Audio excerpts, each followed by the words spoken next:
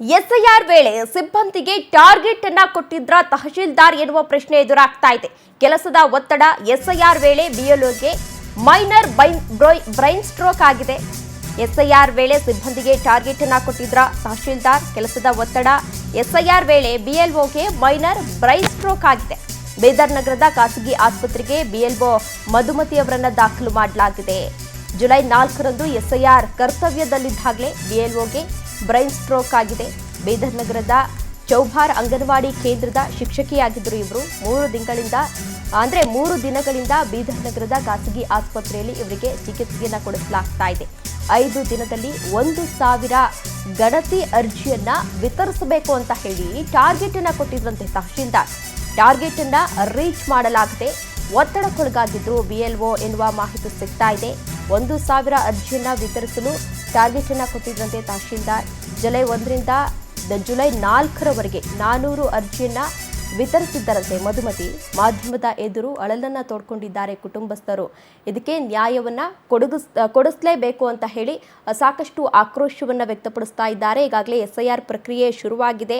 ಒಂದು ಕಡೆ ಸಿಬ್ಬಂದಿಗಳು ಮನೆಗೆ ಆಗಮಿಸ್ತಾ ಇಲ್ಲ ಅಂತ ಹೇಳಿ ಆರೋಪವನ್ನ ಮಾಡ್ತಾ ಇದ್ದಾರೆ. ಮತ್ತೊಂದು ಕಡೆ ಟೈಮಿಂಗ್ಸ್ ಕೊಡ್ತಾರೆ. ಇಷ್ಟು ಟೈಮಿಂಗ್ಸ್ ಅಲ್ಲಿ ನಾವು ರೀಚ್ ಆಗಬೇಕು, ಇಷ್ಟು ಟಾರ್ಗೆಟ್ ಅನ್ನ ಕೊಡ್ತಾರೆ. ಇದರಿಂದ ನಮಗೆ ಮಾನಸಿಕ ಒತ್ತಡ ಕೂಡ ಹೆಚ್ಚಾಗ್ತಾ ಇದೆ ಅಂತ ಹೇಳಿ ಬಿಎಲ್ಒ ಸಿಬ್ಬಂದಿಗಳು ಕೂಡ ಆರೋಪವನ್ನ ಮಾಡ್ತಾ ಇದ್ದಾರೆ. ಇನ್ನು ಮೊನ್ನೆ ಅಷ್ಟೇ ಒಬ್ಬರು ಮಹಿಳೆ ಕೂಡ ಆಕ್ಸಿಡೆಂಟ್ ಆಗಿ ಸಾವನ್ನಪ್ಪಿದ್ರು. ಅದರ ಬೆನ್ನಲ್ಲೇ ಇದೀಗ ಇವರಿಗೆ ಮೈನರ್ ಬ್ರೈನ್ ಸ್ಟ್ರೋಕ್ ಆಗಿದೆ.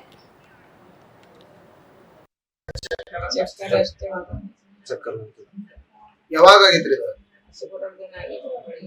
ಏನ್ ಮಾಡಕ್ ಹೋಗಿದ್ರಿ? ಪೇಪರ್ ಹಂಚಲಿಕ್ಕೆ ಹೋಗಿದ್ವಿ. ಯಾವ ಪೇಪರ್? ಎಲೆಕ್ಷನ್ ಎಷ್ಟ್ ದಿವಸದಿಂದ ಹಂಚಕತ್ತಿದ್ರಿ? 5 ದಿವಸ ಹಂಚಬೇಕು ಅಂತ ಹೇಳಿದ್ರು. 5 ದಿವಸ ಒಳಗೆ ಆಗಿದ್ದಿಲ್ಲ. ಅದು ಶುಕ್ರವಾರ ಹಾರ್ಟ್ ಟಾರ್ಚರ್ ಆಗಿತ್ತು. ಅವತ್ತೇ ಇದಾಗಿತ್ತು. ಅವತ್ತೆಲ್ಲ ಹಂಚಕ್ ಓಡಾಡೋದ್ನಾಗ ಇದಾಯ್ತು. ಚಕ್ಕರ್ ಬಂದು ಹೊರಟಿದ್ದಾರೆ. ಅವ್ರಿಗೆ ಆರಾಮ ಇದ್ದಿಲ್ಲ.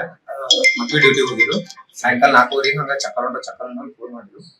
ಹೋಗಿ ಆಟೋದ ಕರ್ಕೊಂಡು ಬಂದ್ರು. ಅದ್ರವಾಗ ಹಾಸ್ಪಿಟಲ್ ತೋರಿಸ್ದೇವ್ರಿ.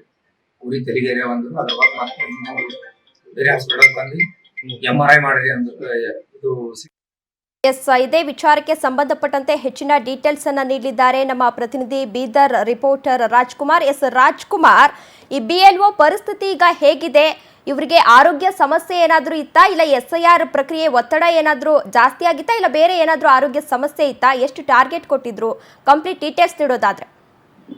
ಖಂಡಿತವಾಗ್ಲೂ ಇವರಿಗೆ ಎಸ್ಐಆರ್ ಒತ್ತಡ ಜಾಸ್ತಿನೇ ಇತ್ತು ಅಂತ ಹೇಳ್ಬೋದು. ತಹಸೀಲ್ದಾರ್ ಅವರು ಏನು ಮಧುಮತಿ ಇರ್ದವ್ರ ಮಗ ಹೇಳ್ತಾ ಇರೋವಂಥದ್ದು, ತಹಸೀಲ್ದಾರ್ ನಿಮ್ಗೆ 2 ದಿನದಲ್ಲಿ 1000 ಫಾರ್ಮ್ ಫಿಲ್ಅಪ್ ಮಾಡಬೇಕು, ಹಾಗಾಗಿ ನೀವು ಯಾವುದೇ ರೀತಿ ರೆಸ್ಟ್ ಮಾಡಂಗಿಲ್ಲ. ಆಮೇಗಿಂದ ಇವ್ರದ್ದು ಏಜ್ ಕೂಡ ಆಗಿರುತ್ತೆ. ಅಂಗನವಾಡಿ ಟೀಚರ್ ಆಗಿರ್ತಾರೆ ಮಧುಮತಿ ಅವರು. ಚೋಬಾರ ವ್ಯಾಪ್ತಿಯಲ್ಲಿ ಬರೋ ಅಂತ ಸಾಕಷ್ಟು ಮನೆಗಳು ಇರ್ತವೆ. ಆ ಮನೆಗೆ ಹೋಗಿ ನೀವು ಸಾಕಷ್ಟು ಒಂದು ಬೇಗ ಮುಗಿಸ್ಬೇಕು ಅಂತ ಒಂದು ತಹಸೀಲ್ದಾರ್ ಕೂಡ ಒಂದು ಆದೇಶ ಮಾಡ್ತಾರಂತೆ.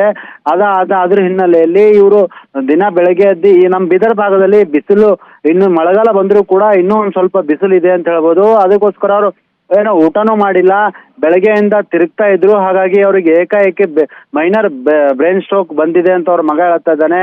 ನಮ್ಗೆಲ್ಲೋ ಒಂದ್ ಕಡೆ ಎಸ್ಐಆರ್ ಹಿನ್ನೆಲೆಯಲ್ಲಿ ಈ ತರ ನಮ್ಮ ತಾಯಿಗೆ ಆಯ್ತು ಅಂತ ಅವರ ಮಗ ಒಂದು ಆರೋಪ ಮಾಡ್ತಾ ಇರೋದು. ಏನಂದ್ರೆ ಹಿಂದೆ ಕೂಡ 4-5 ದಿನಗಳ ಹಿಂದೆ ಕೂಡ ಬೀದರ್ ಜಿಲ್ಲೆಯಲ್ಲಿ ಈ ಎಸ್ಐಆರ್ ಪರೀಕ್ಷೆಯಲ್ಲಿ ಹೊಂದಿದಂತ ಒಬ್ಬ ವ್ಯಕ್ತಿ ಕೂಡ ಹಾರ್ಟ್ ಅಟ್ಯಾಕ್ ಆಗಿ ಸತ್ತಿರ್ತಾರೆ. ಅದೇ ಹಿನ್ನೆಲೆಯಲ್ಲಿ ಮತ್ತೊಂದು ಮೈನರ್ ಬ್ರೈನ್ ಸ್ಟ್ರೋಕ್ ಆಗಿದೆ. ಇವಾಗ ಅವ್ರ ಮಧುಮತಿ ಅವರು ಸ್ವಲ್ಪ ಅವರ ಆರೋಗ್ಯದಲ್ಲಿ ಚೇತರಿಸ್ಕೊಂಡಿದ್ದಾರೆ. ಎಲ್ಲೋ ಒಂದ್ ಕಡೆ ಅಧಿಕಾರಿಗಳಿಗೆ ಬಹಳಷ್ಟು ಇದರಲ್ಲಿ ಟಾರ್ಚರ್ ಆಗ್ತಾ ಇದೆ ಅಂತ ಕೇಳಿ ಬರ್ತಾ ಇದೆ. ಹಾಗಾಗಿ ಯಾರು ಕೂಡ ಅಧಿಕಾರಿಗಳು ಇನ್ನೂ ಓಪನ್ ಆಗಿ ಹೇಳ್ತಾ ಇಲ್ಲ ನಮ್ಗೆ ಟಾರ್ಚರ್ ಆಗ್ತದೆ ಅಂತ.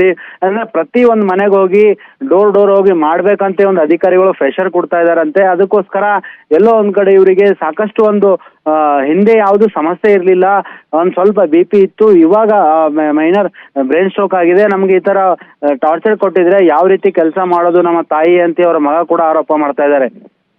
ಧನ್ಯವಾದ ರಾಜ್ಕುಮಾರ್ ತಮ್ಮೆಲ್ಲ ಡೀಟೇಲ್ಸ್ಗಾಗಿ.